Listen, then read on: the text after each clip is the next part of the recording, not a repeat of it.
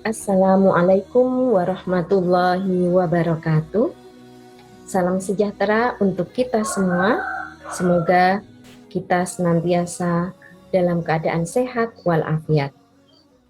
Perkenankan, saya Nia Kurniasari yang akan menyampaikan pengantar sains dan matematika anak usia dini. Sebelum kita membahas lebih jauh tentang sains dan matematika anak usia dini, saya menyampaikan poin-poinnya, yaitu urgensi sains dan matematika anak usia dini, konsep sains anak usia dini, konsep matematika anak usia dini, tujuan perkuliahan, outline perkuliahan, dan kontrak belajar. Urgensi anak usia dini. Mengapa anak usia dini perlu mendapatkan stimulasi pembelajaran sains dan matematika? Yang pertama, anak usia dini berada pada masa yang sangat penting, yaitu masa golden age. Di mana masa golden age itu, menurut para pakar dalam teori Bloom yang menyampaikan bahwa perkembangan otak anak usia dini pada usia 0 sampai 8 tahun mencapai perkembangan yang sangat pesat, sekitar 80%, dan akan mencapai titik kulminasi pada usia 18 tahun. Ini artinya pada rentang anak usia 0 sampai 8 tahun yang disebut sebagai golden age merupakan masa yang sangat penting untuk diberikan stimulasi, termasuk di dalamnya adalah stimulasi sains dan matematika. Anak pada usia dini juga mengalami masa kritis atau masa peka, di mana masa kritis atau masa peka ini ya, bisa disebut sebagai jendela kesempatan, ya, di mana masa otak memerlukan stimulasi tertentu dengan tujuan untuk menstabilkan struktur yang bertahan lama. Pada masa periode kritis ini, sel otak akan menyambung dan merekam segala sesuatu yang diajarkan. Jadi sangat penting untuk diberikan stimulasi pada masa peka. Selain itu, anak usia dini memiliki karakter rasa ingin tahu yang tinggi. Sehingga jangan disia-siakan bahwa pada anak usia dini ini rasa ingin tahu anak harus tersalurkan. Salah satunya adalah dengan memberikan stimulasi pembelajaran sains dan matematika. Selain itu, anak usia dini berada pada masa pembelajar konkret atau menurut Piaget disebut sebagai praoperasional, di mana pada masa praoperasional ini anak belum bisa berpikir secara logis dan kemampuan berpikir masih bersifat simbolis, sehingga mereka membutuhkan stimulasi melalui pembelajaran dengan pengalaman baru, sampaikan juga melalui pembelajaran sains dan matematika. Urgensi sains dan matematika anak usia dini, di mana matematik is the mother of science. Matematika adalah ibu ilmu pengetahuan. Dan life is full of science. Artinya bahwa segala kehidupan ini penuh dengan sains atau penuh dengan ilmu pengetahuan. Kita tidak bisa lepas dalam kehidupan kita tanpa adanya ilmu pengetahuan. Dalam hal ini adalah ilmu pengetahuan alam dan matematika. Selain itu, sains dan matematika sebagai perangkat dalam stimulasi perkembangan, baik itu pembentukan karakter, kemudian perkembangan kognitif, terlebih juga dengan perkembangan sosial emosional anak. Nah, sains dan matematika sebagai wahana dalam bermain, aktivitas bermain. Segala aktivitas bermain anak itu juga tidak lepas dari pembelajaran sains dan matematika. Sains dan matematika juga penuh dengan konten dan konsep tentang suatu materi. Di dalam Al-Quran, Allah berfirman dalam Quran Surat Al-Baqarah ayat 164 yang artinya, sesungguhnya dalam penciptaan langit dan bumi, silih bergantinya malam dan siang, bahtera yang berlayar di laut, membawa apa yang berguna bagi manusia, dan apa yang Allah turunkan dari langit berupa air. Lalu dengan air itu, dia hidupkan bumi sesudah mati atau keringnya, dan dia sebarkan di bumi itu segala jenis hewan dan pengisyaratan angin dan awan yang dikendalikan antara langit dan bumi.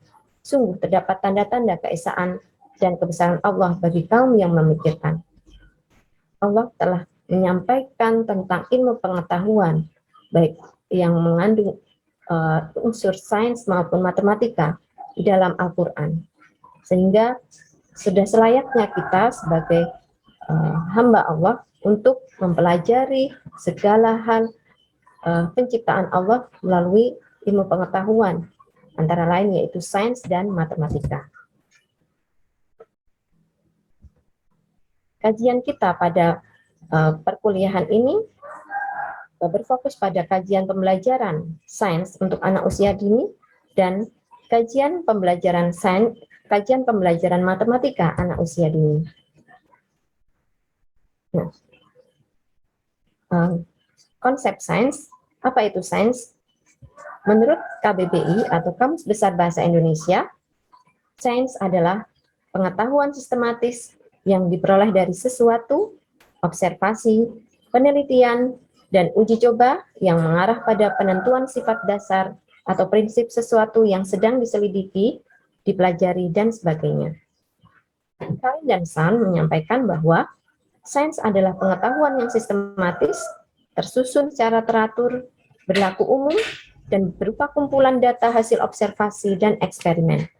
Aktivitasnya selalu berhubungan dengan percobaan-percobaan yang membutuhkan keterampilan dan kerajinan. Oleh karena itu, sains tidak lepas dengan keterampilan sains atau keterampilan penelitian percobaan. Sehingga aktivitas sains dalam konteks anak usia dini ini selalu berada dalam aktivitas eksplorasi, di mana eksplorasi adalah menjelajah hal baru dengan tujuan memperoleh pengetahuan lebih banyak. Anak juga akan termotivasi untuk melakukan observasi, di mana anak selalu mengamati sesuatu hal yang baru, meneliti dengan cermat. Dan ketika anak memperoleh pengalaman belajarnya melalui eksplorasi dan observasi, anak akan menemukan suatu teori atau suatu kesimpulan, sehingga mereka melakukan eksperimen. Sebuah eksperimen adalah percobaan yang bersistem dan berencana untuk membuktikan suatu teori. Menurut Ali Nugraha, dimensi pembelajaran sains itu dibagi menjadi 3, bahwa sains adalah sebuah produk, sains adalah proses, dan sains adalah sikap.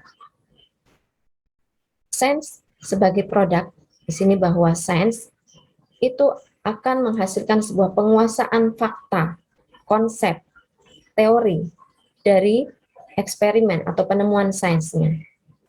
Sedangkan sains sebagai proses, di mana sebuah keterampilan sains, prosedur ilmiah, itu harus dikuasai oleh ilmuwan.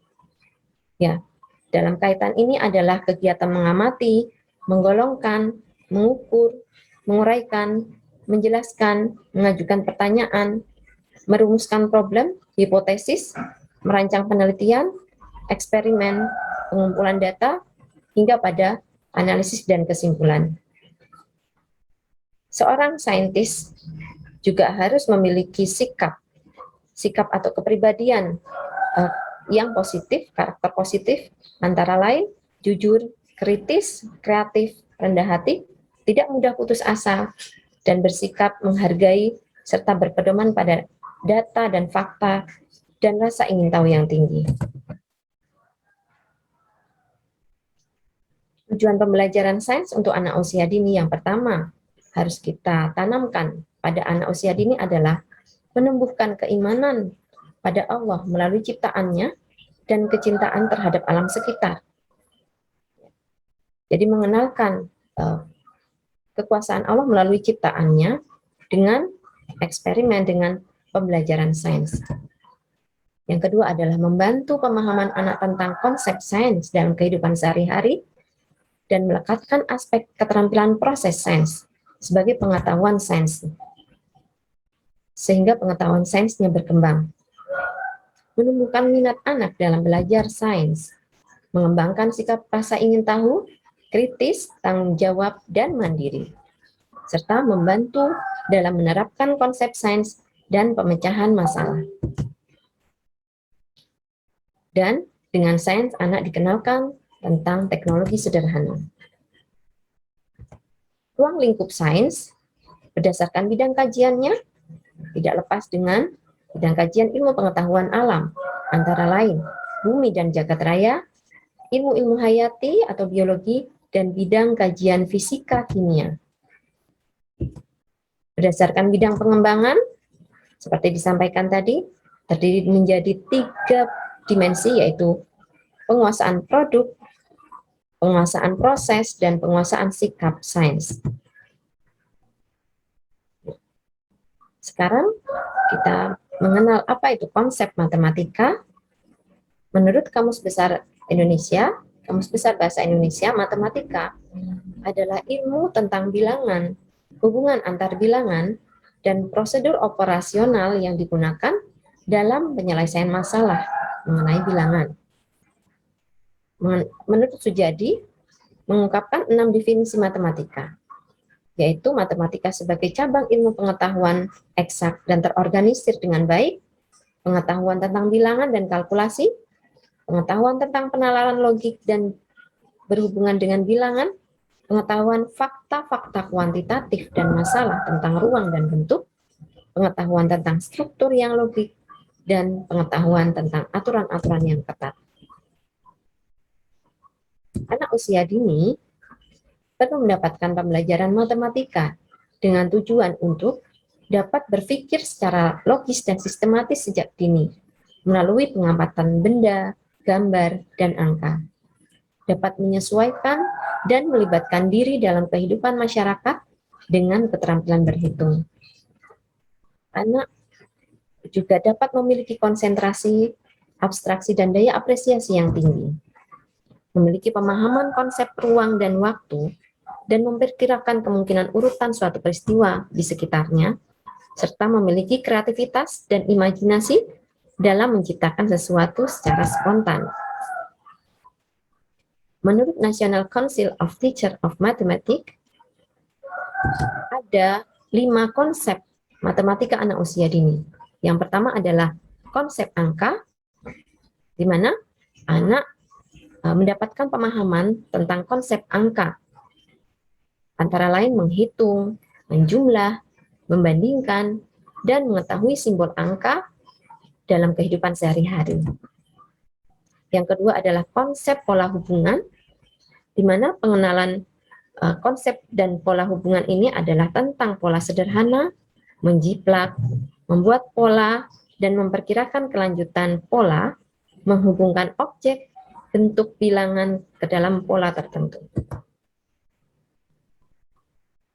Dalam konsep matematika juga dikenalkan konsep geometri dan ruang, di mana anak diberi pemahaman tentang konsep bangun datar dan bangun ruang, mengenal bentuk-bentuk sederhana, bentuk geometri sederhana, yaitu segitiga, lingkaran, segi empat, serta ciri-ciri dari bentuk geometri, dan mengkreasikan dari bentuk geometri menjadi sebuah bentuk yang kreatif.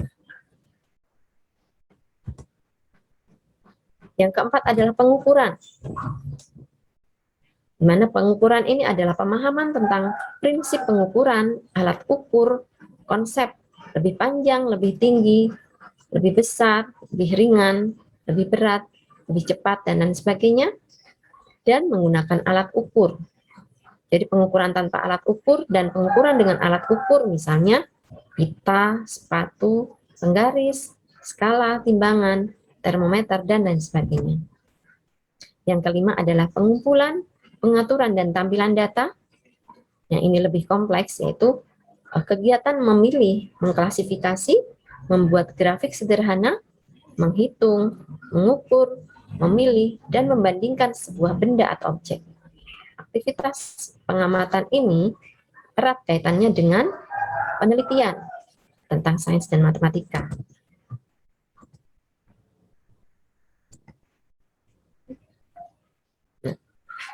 sebagai pembelajar sains dan matematika atau sebagai mahasiswa, kita dituntut untuk dapat meningkatkan kecakapan tentang ruang lingkup kajian pembelajaran sains dan matematika anak usia dini. Ini diharapkan mahasiswa memiliki penguasaan tentang bagaimana pembelajaran sains dan matematika untuk anak usia dini.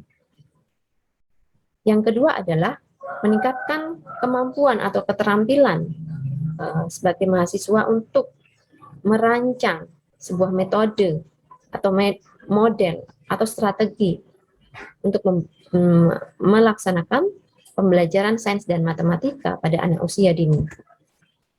Dan yang ketiga adalah meningkatkan kemampuan mahasiswa dalam mengembangkan media pembelajaran sains matematika anak usia dini.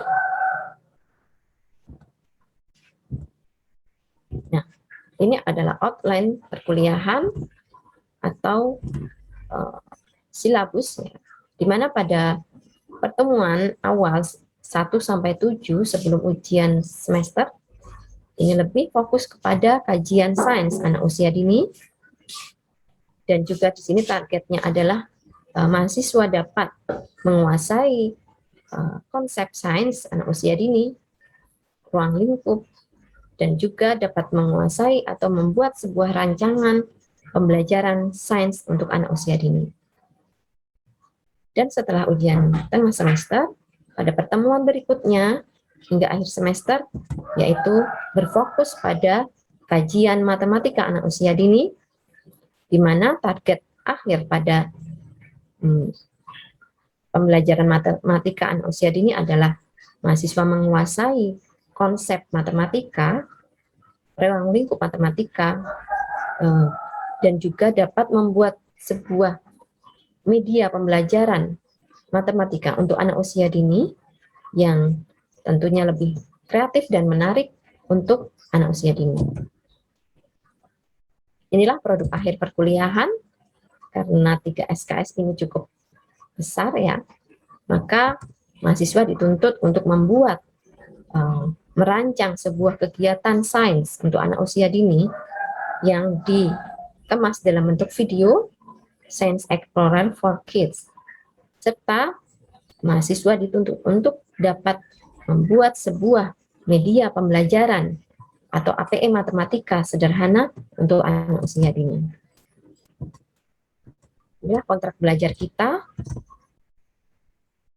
Dan yang terakhir adalah closing statement dari saya. Jika kamu tidak sanggup menahan lelahnya belajar, maka kamu harus sanggup menahan perihnya kebodohan. Oleh karena itu, niatkan kita dalam belajar untuk memberantas kebodohan pada diri kita dan juga untuk memberantas kebodohan pada anak didik kita supaya mereka lebih baik dan bertambah ilmu pengetahuan. Sekian dari saya. Terima kasih, mohon maaf. Sampai bertemu pada pertemuan berikutnya. Wassalamualaikum warahmatullahi wabarakatuh.